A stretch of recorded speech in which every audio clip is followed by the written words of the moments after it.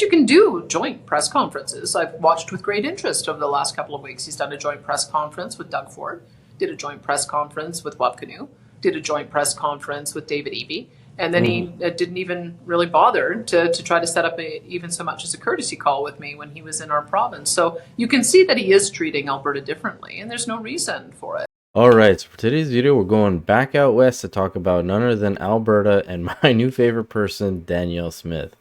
This lady, I don't know, she's just on a roll, and just this week she had an interview on a podcast hosted by Brian Lilley, who works for the Toronto Sun, and he was asking her a few questions about Trudeau, Guilbeault, the environment, oil sands, plans for housing, etc., etc.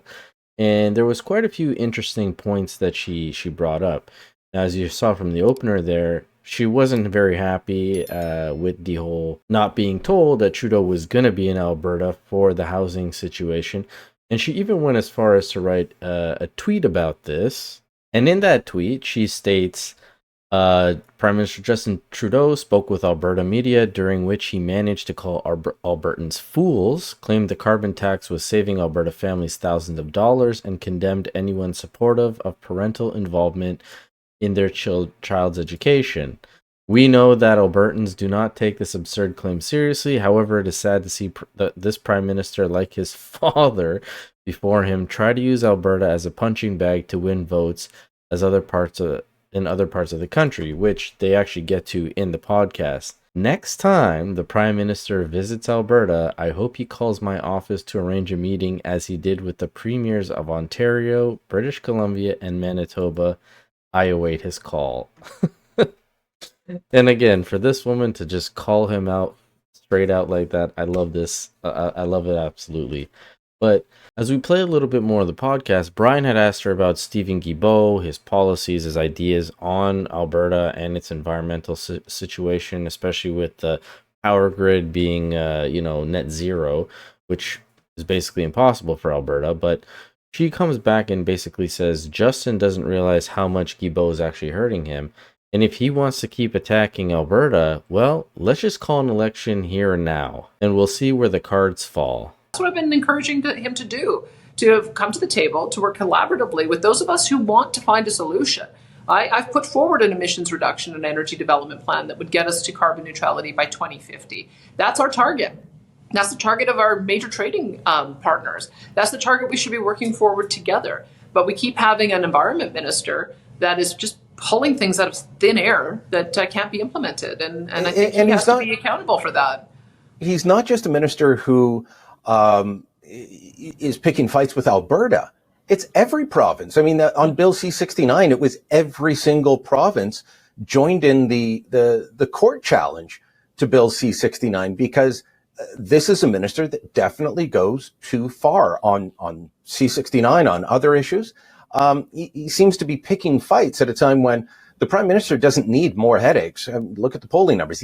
He needs friends. He needs wins. And you don't get that by fighting with everyone. No, you don't. And look, that's where we're heading, where we're heading to an election, and he's using Alberta as a punching bag to try to win votes in Eastern Canada. It's a same old story, happens over and over again. Then let's just do it. Let's just have an election so that this can be resolved one way or another. And if he loses the election, then we move into a different path. And if we win, then perhaps we'll have a more mature and professional relationship again. But fighting this kind of campaign battle when we're trying to get things done and trying to behave in a collaborative and cooperative way is not helpful. Now, this is absolutely hilarious because, as we have all seen, it's true. Just 5 days ago, the Nanos poll came up and the Conservatives were at 40%. While the Liberals and the NDP were pretty close.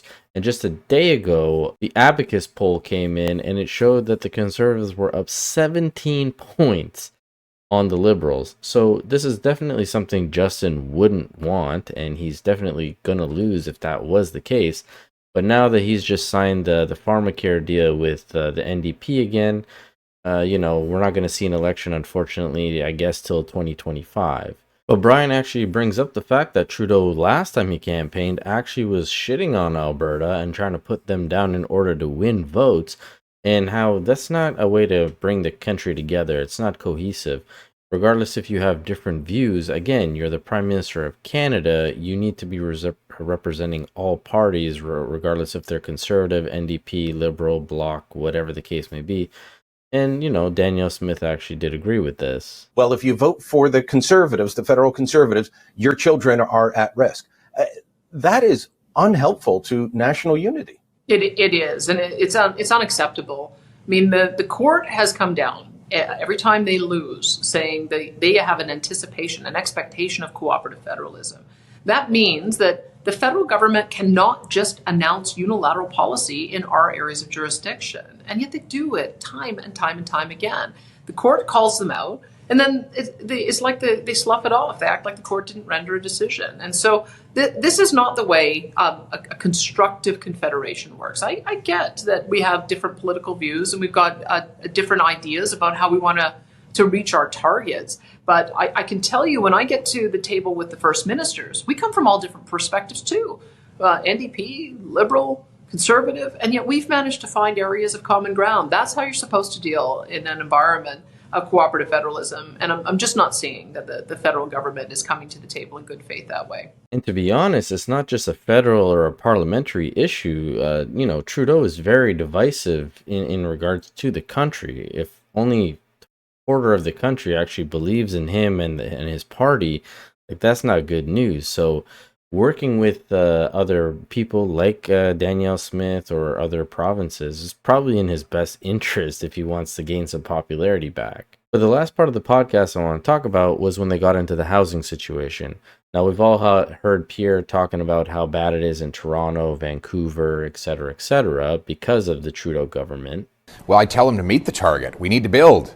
We have, after 8 years of Trudeau, housing costs have doubled. The rent has doubled, mortgage payments have doubled, and the needed down payment for an average home has also doubled. And under Trudeau, Toronto is now the worst housing bubble in the world, Vancouver the third most overpriced on planet Earth. And sadly, that's no joke, as articles have been written about this. This one says Vancouver ranks third most expensive city in North America, from Vancouver is awesome. And this was 2 years ago. And again, 2 years ago, it says Vancouver is the third least affordable city in the world, following Hong Kong and Sydney. And again, if this was 2 years ago, I could only imagine how bad it is now, especially with all the rates. But Danielle Smith paints a very good picture in regards to getting people to Alberta.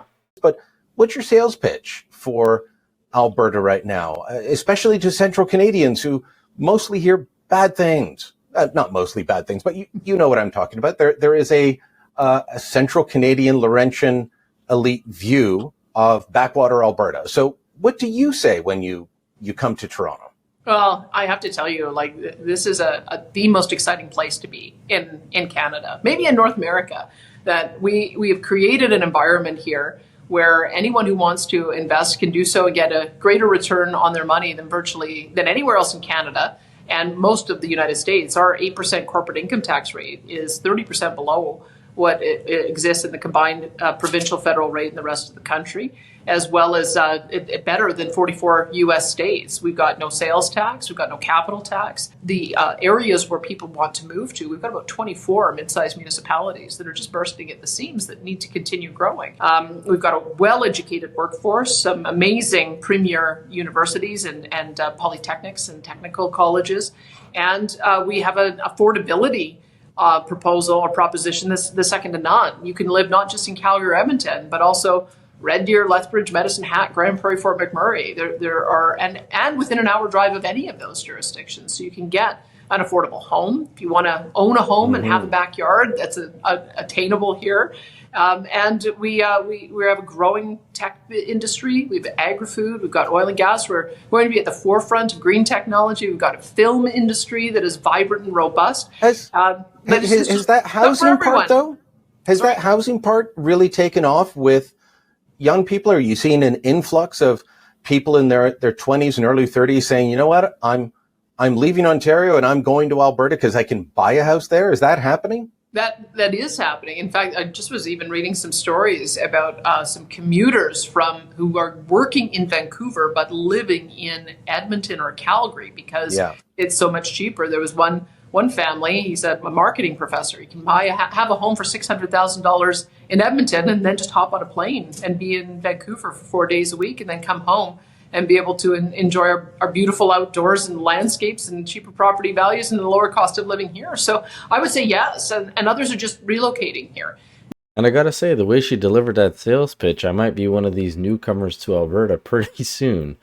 But in that last section, she was talking about that family that's been traveling from Calgary to Vancouver and vice versa for work and stuff like that.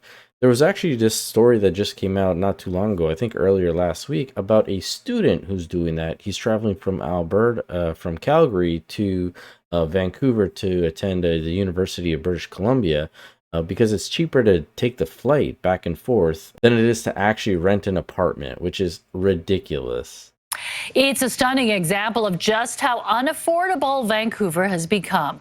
A university student is commuting to his classes from Calgary. As Abigail Turner reports, the flights make financial sense in the region's out-of-control rental market. Commuting to class looks different for Tim Chen, who doesn't board a bus, but a plane to get to university. The arts student flies twice a week from Calgary to Vancouver, saving big bucks on rent. I need to pay like $2,500 for the rent. I don't feel that is viable. He pays roughly $150 per round-trip flight twice a week, about $1,200 per month total. That's half the average rent for a one-bedroom in the city. I thought, why don't I just stay at Calgary and then just fly here? 1 hour flight. That's same to taking a bus. He had been renting in Vancouver for years, but gave up his unit to take a break from school. He returned to sticker shock. When I checked the house price, I was like, oh shoot, that was a big increase. Vancouver continues to lead the way as Canada's most expensive city for renters, while finding a place to rent is even more difficult, with just a 0.9% vacancy rate. We've even seen UBC students living in vans when unable to afford rent. This was the only financially viable option, as I couldn't afford a bachelor suite of a kind by myself. Chen plans to fly to UBC for his 2 classes until the end of the academic year when he graduates. I got 3 hours of class in total. After the class, I jump back to the bus and go back to the airport. A routine that he says gives him plenty of time to focus on his studies from the air. And hearing things like this is absolutely bonkers to me, because just a few years ago, before I bought the house that I'm currently in, I had a 1-bedroom apartment, 850 square feet, had underground parking, utilities included, and all that. And I just paid over $1,000. I think it was $1,025 that I paid for that. And now to hear that that same unit today is going for $1,800 to $2,000, if not more, is just wild to me. But as always, this is just my opinion. Love to hear from you guys. Let me know in the comment section below. Don't forget to hit the subscribe button, and as always, I'll catch you guys on the next one. Thanks so much.